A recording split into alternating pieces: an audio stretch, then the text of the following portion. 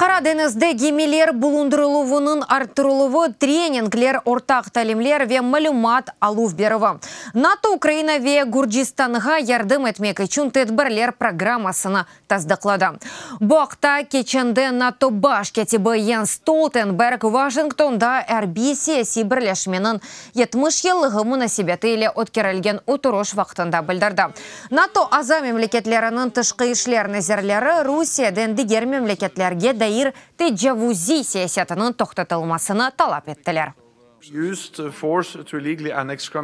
Русия Қырымны ишғал етмек үшін күш қолланды ве бөлгеде өз арби кувветлерін артырмаға эбдевам еті. Москвадан қанунсыз суретте запыт етілген Украина арби деңізчілерінің азат етілмесіні талап етеміз. Ал азырда НАТО арби деңіз тақымларының бірісі Украин ве Гурджи гемелері еле бері-берлікте Қара деңізде деврежілік еті. Шының үшін бұл мұйым бір бөлгеде өз ордумызның бұлындыруыны арттырачақмыз.